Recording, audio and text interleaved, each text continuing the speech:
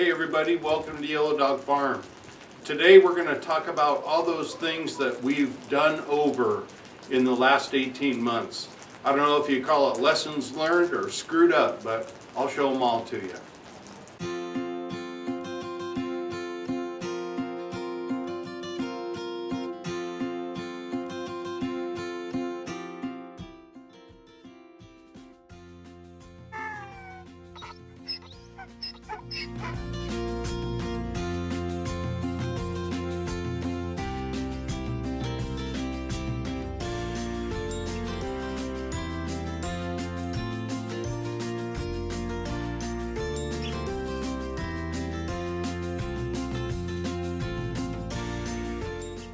Diane and I have sort of been, I'm gonna call it wannabe farmers or hobby farmers for quite some time.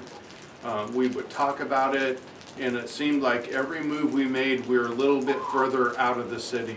It started that we had a cabin up in the mountains, and then we built our home in the woods next to a boarding facility for our horses, and just really loved being in nature. So as we got more and more comfortable with it, we expanded our thinking and thought about, well, why not have our own farm? And so that's how we ended up here in Yellow Dog Farm. It's just kind of following that dream. When we started, we thought that we understood a heck of a lot more than we really did. It was really humbling to move out here, and we would try and learn. So it wasn't where we got out a whole bunch of textbooks. It was, you know, we think we can do this. We would start out on a task, and then, you know, a couple months later we would understand more and what we could have done differently. So I'll show you a couple of those things today. Hopefully it's helpful to you as you decide whether you want to start a farm or not. We'll start with the chickens. So at our last home in Charleston, South Carolina, we spent probably a year negotiating with our HOA to be able to build a small chicken coop you see behind us. It'll easily hold 10 chickens. We only had just a handful, maybe 4 or 5, and started producing enough eggs for ourselves. It was just really fantastic, but it was probably the first lesson learned when we moved out here to the farm that it just wasn't the right scale for our needs. At the end of the day, we would like parts of the farm to be self-sustaining. We know that the whole thing never will be, but parts of it can. So Diana started selling eggs to people here off of the farm, and we've been very pleasantly surprised. It's a real hit. People really like the eggs. I would have never told you that there's a big difference between store-bought eggs and what you get off the farm, and I'm here to tell you it's a great difference. So we're really grateful to our friends and neighbors that buy eggs and use them. It's just turned out to be really great. So not a big money maker, but the chickens are paying for themselves.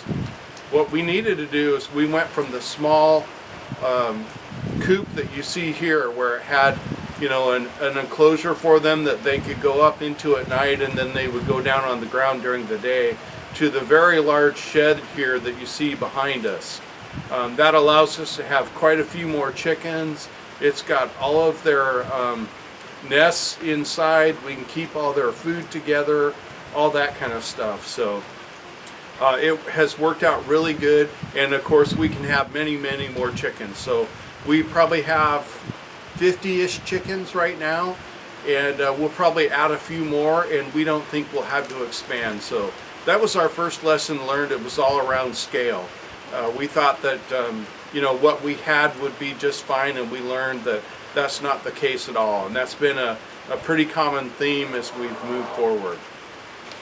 So building on the theme of scale, when we moved out here, we thought that the rider lawnmower we had was just amazing and would work great. It only took one run around just the grass in the front of the house, and we overheated it and darn near blew the engine. So we quickly learned that what worked at the house doesn't work at the farm. So we did end up moving on from that and going to this zero-turn mower. It's been a real lifesaver. It just really moves much faster and at the scale we need to take care of mowing in, I'm going to call it now we call it the close places. Before, we never thought we'd have something this big. And then of course for the really big stuff where we need to cover ground and just knock down grass, we've got the bush hog for our tractor. So you know, once again, scale, just you have to open your head and think about that. For many people that have been on a farm, I know you're laughing right now and saying, how could you think that that little ride-along mower that you bought at Lowe's could keep up with what you're doing there? So that was you know, we kind of knew that, but that's where it really sunk in, and you went, oh, this is really different, and I just have to take a different approach. And you really start to understand just how important equipment is in order for you to keep up with the scale of it. So there's a quick look at the first shelter that we built for the horses. Of course, they needed a run-in, a way to get out of the weather, but they also needed a place to feed, so they wouldn't always be fighting each other for their feed. So we divided it in four. Mistakes that we made is we didn't make it as tall as it should have been, so we had to add height to the boards so that the horses couldn't reach over and bite each other. It worked for a temporary piece of time, but once again it really spelled out that it just wasn't enough, and we just couldn't get the barn going soon enough. So that's part of, you know, another one of our lessons around scale, is that if you're going to do it, you know, this was a half measure, and we should have done it differently. So we went from that 4-partition run-in for feeding to this barn, and it's just been great. I mean, to be able to get the horses in out of the weather, and more importantly, it's got a wash stall, so we're not using the lean-to of our shop.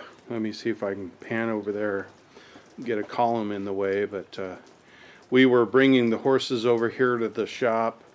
We were you know, tying them up to the rails, using the lean-to that you see there as a sick bay. In fact, you can see the boards that we had across the rails there. So that was our sick bay. If one of the horses got sick, we would bring them in there and put gates across the end and keep them inside there. So it was totally insufficient when you compare it to what we're doing with the barn.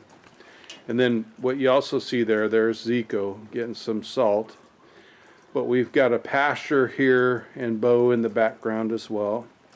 And I think if we look through the barn, we can see Miss Pepper too. There she is. So all good there.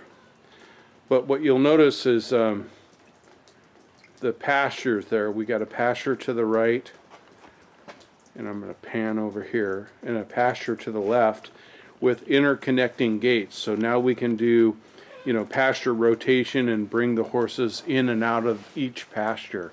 So that keeps them from really getting beat up. And now we probably got 9 acres total, maybe a little less, of pasture land for the horses. So call it maybe, well, probably less, about 2.5 acres up in the front, and then each of these pastures are about 3 acres, so about 8.5 acres.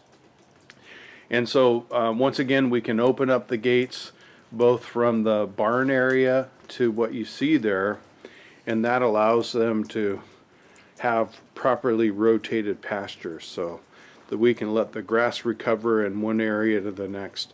We still have a lot of work to do in terms of getting the soil with the right pH balance, all that kind of stuff, fertilizer, grass seed. We've got winter grass seed in there, but we didn't put down near enough this year. So we did about a 50-pound bag per acre, and we should have done 2 bags per acre to really get a full grass. Now we're consoling ourselves. We're saying that in the springtime that this ryegrass will grow really strong as the remainder of the grass comes in. We'll see. You know, I was really surprised when I put this video together. When I first started thinking about it, I told myself there's just a few things that we've redone since we moved out here. And this has really opened my eyes. I mean, we've done just about everything twice. From shelters to equipment, you name it. We've just learned a ton. And we're really looking forward to the next year and just building on what we have now. So we're starting to figure out the scale of what it means to be on a farm. We've actually started selling some stuff. So I talked about the eggs, that's working. We've also produced some loofahs and some herbs out of our garden that people show a lot of interest in. So we'll start with that next spring and start adding additional things as we move forward. We've also had a couple of goats that we've sold. So we're starting to figure it out. We're starting to really make that change to understand what it's like to just live at a house, to have a hobby farm. And we moved from there to, okay, well, how do we start generating a little revenue? Once again, with the goal of the farm paying for itself. We know that at the end of the day, we're never going to make any money at running a farm. It's just learning for it to sustain itself. So there's a look at our place, and I hope this was helpful for you.